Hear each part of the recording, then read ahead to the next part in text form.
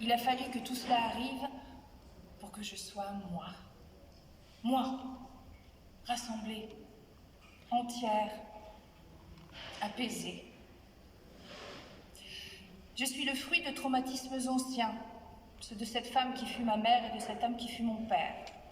L'un et l'autre absents, transparents, sans opinion, cochant sans fin la mention « ne sais pas », regardant avec étonnement la vie passer à leurs pieds, stupéfaits de voir ceux-là courir pour défendre leurs droits, ou d'autres mourir pour leur art. Une soupe, un tricot et au lit. Baiser sur le front, on éteint la lumière, et prions pour que demain soit absolument identique à aujourd'hui, à hier, à avant-hier aussi, et à tous ces jours qui se confondent dans l'immuable des moutons. Je suis le fruit de « ne fais pas de bruit, ne ris pas si fort, calme-toi, non, ne tente rien, tu n'y arriveras pas. Contente-toi de ce que tu as, tu n'y arriveras pas, voilà, c'est tout. » Je suis le fruit sec. Je ne fais pas partie de la longue cohorte des femmes qui enfantent. L'avenir de l'humanité n'est pas passé par moi. Je ne ferai donc jamais perdurer la souffrance des vivants. Donc je me réjouis. Il a fallu tout cela, c'est incroyable. Je m'appelle Marie. Tu parles toute seule? Non, voilà. Je la raconte. Vas-y, présente-toi. Je suis Camille. Non. Tu es Camille, dite Cécé. T'es mon amie, ma sœur, mon autre moi, sans qui je ne pourrais pas respirer. Non, sans qui je ne pouvais pas respirer. Maintenant... Tu vas pas leur raconter ta vie. Ah si, et par le début en plus. Ça va être ennuyeux. Alors, Cécé... Nos parents avaient loué des maisons de vacances toutes proches l'une de l'autre.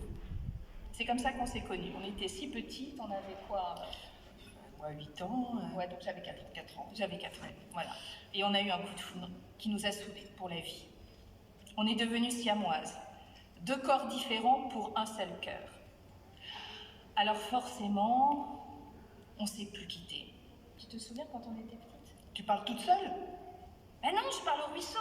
Il te répond? Bah évidemment. Regarde là les têtards. Je regarde, c'est toi le tétard. Non mais les feuilles. Les araignées qui font des ronds. Oh, regarde, le poisson là-bas. Et le courant.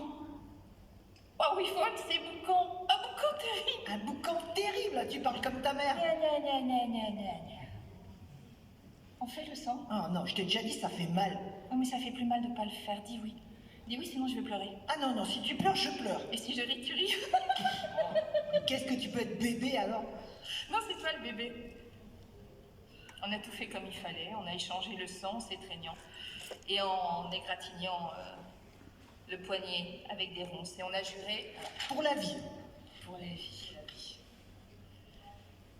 Marie Fournier et Camille Tchernek. Comment t'écris ça? Avec un T? Non, avec un C. Ça se peut pas. Ah si, c'est polonais. Oh mais si ça s'écrit avec un C, tes initiales, ça fait CC. Ah. C'est rigolo, non? Je vais t'appeler comme ça. Maintenant, d'accord? Ouais, d'accord, ça fera alors MFCC, voilà, dans un cœur. Ouais, gratter comme ça sur un main. Ouais. Voilà, CC, c'est la grâce incarnée. Le désordre. Et le bazar aussi. La première fois que j'ai vu Marie, j'ai tout de suite su que j'étais cuite. La différence d'âge me rangeait immédiatement du côté des adultes. Je l'ai bien vu à sa façon de me regarder, une confiance immédiate. Je n'ai jamais rencontré depuis une si parfaite transparence du teint. Cette lumière intérieure qui irradie tout autour d'elle. Ses yeux transparents, bleu d'opale, qui dispensent le calme et la bienveillance autour d'elle. Parfois, elle en devenait translucide. On aurait dit une luciole qui se brûle d'éclairer le monde, au prix d'un immense vacarme intérieur. Je l'ai plus quittée. Ma Cécé, force, Vitalité, originalité, positive, tout le temps. Tout va toujours bien. Épuisante. Elle a créé une famille idéale, comme ça, en claquant des doigts, avec Bob. Son mari, leurs 3 enfants, leurs 2 chiens, leur foultitude d'amis. Comment tu fais pour toujours tout réussir? Ah, mais je te réponds même pas, hein. Dès que tu arrêteras de penser que tu rates tout, tu verras que je ne réussis pas plus que toi. Enfin, bon, si peut-être Robert.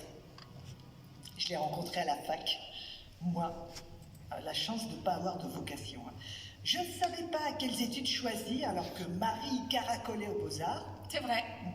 Major de ma promotion. Alors bon, le droit, voilà. Le droit de m'ennuyer.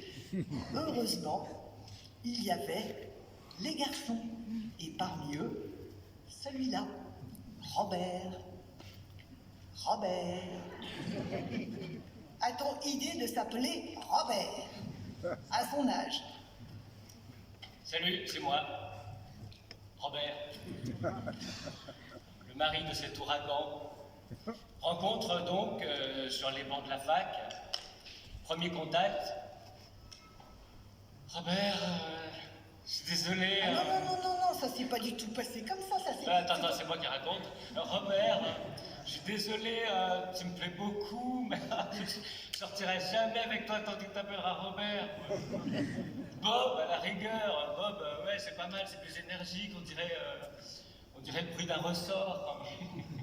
Bob, ça rebondit. Bob, en fait, c'est trop mignon, quoi. Bob, c'est comme si tu t'appelais Boing. Boing, mais trop cute. Je savais que j'allais souffrir, mais elle en valait la peine. Elle m'a dépoussiéré et aspiré dans un tourbillon vital. Camille, ma femme, ma vie.